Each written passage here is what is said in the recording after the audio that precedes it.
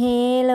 สบายดีทุกคนมื้อนี้แม่แก้วก็มาพร้อมกับเมนูพื้นบ้านอาหารลาวของเฮาอีกแล้วเป็นเมนูที่ซอกหากินได้ง่ายๆตามหัวตามสวนมื้อใดที่คิดหาเมนูใดบ่ออกหรือบ่ฮู้สิเฮ็ดหยังกินดีก็ลองมาเฮ็ดเมนูนี้กินลองเบิ่งเด้อทุกคนสำหรับแม่แก้วแล้วเมนูนี้ก็ถือว่าเป็นอีกเมนูหนึ่งที่แม่แก้วหั้นน่ะมักเฮ็ดแล้วก็มักกินเพราะว่ามันง่ายๆอีกอย่างเวลาที่เฮาเฮ็ดแล้วมันก็แซ่บดีหั้นน่ะและสำหรับในการเฮ็ดเมนูนี้ก่อนอื่นเฮาก็ต้องไปนำเอาบ่อนหวานมาก่อนถ้าผู้ใดบ่มีบ่อนหวานอาจจะเอาก้านทูนก็ได้เนาะสำหรับก้านทูนก็เฮ็ดได้คือกันแต่รสชาติจะบ่แซ่บคือบ่อนหวานสำหรับเครื่องหอมที่จะใส่เนาะก็บ่มีหยังหลายก็จะมีมะเขือแห้งหัวสิงไคหัวผักบัวหัวผักเทียมและอีกสิ่งหนึ่งที่ขาดบ่ได้นั่นก็คือมะแคนนั่นเองเอาเครื่องหอมทุกอย่างลงใส่ครกแล้วก็ทำการตำไปจนกะว่ามันแลกดีแล้วก็ตามด้วยการใส่น้ำปลาแดกลงไป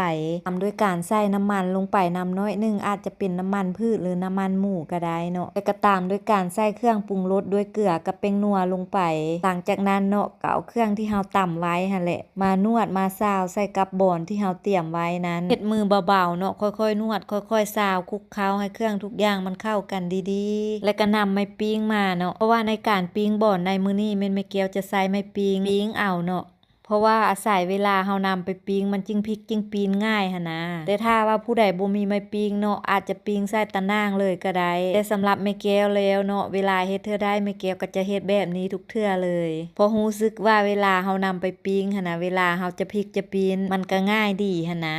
ส่วนอันนี้ก็คือบ่อนหลังจากที่เฮานีบใส่ไม้ปิ้งหมดแล้วส่วนเครื่องปรุงที่เหลือเนาะก็เอามาโพะใส่ให้มันหนาๆแบบนี้เลยแหละเวลามันมีเครื่องปรุงหลายๆผัดเฮากินมันจึงแซ่บดีและที่สำคัญเนาะจุดพิเศษในการเฮ็ดเมนูนี้นั่นก็คือเครื่องปรุงต้องเน้นรสชาติให้เข้มข้นไว้เนาะโดยเฉพาะก็แม่นความเผ็ดความเค็มความนัวให้เน้นรสชาติออกคล้ายๆคือเฮาเฮ็ดแจ่วเลยเนาะเพื่อมันสุกแล้วเวลาที่เฮาเอามากินก็สิคล้ายๆกับประมาณฟิลที่เฮากินแจ่วกับลวกผักหั่นนะเพราะว่าบ่อนที่นำมาเฮ็ดเนาะจะเป็นบ่อนหวานเพราะฉะนั้นรสชาติก็จะออกแบบหวานๆส่วนเครื่องปรุงที่ใส่ลงไปเนาะก็จะออกรสชาติเผ็ดๆเค็มๆนัวๆในการปิ้งบ่อนนี้ก็จะเฮ็ดไฟอ่อนๆใจเย็นๆค่อยๆปิ้งไปค่อยๆพลิกไปกลับด้านไปกลับด้านมากะว่าปิ้งเฮ็ดให้มันสุกดีๆพู้นแหละเพราะว่าถ้ามันสุกบ่ดีเนาะมันอาจจะมีความคันติดมานำได้สำหรับไผที่อยากเฮ็ดตามเนาะแม่แก้วก็ขอแนะนำเพิ่มว่าต้องเอาบ่อนหวานหรือว่าการทูนเท่านั้นเนาะที่จะนำมาเฮ็ดได้แต่สำหรับบ่อนคันแม่นแม่แก้วบ่ขอแนะนำเด้อ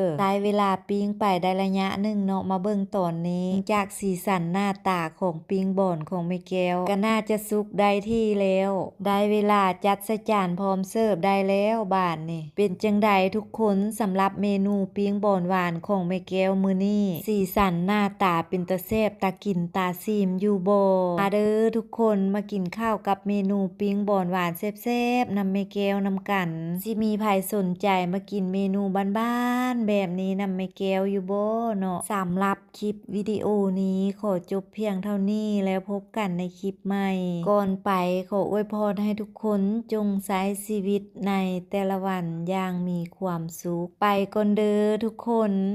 บ๊ายบาย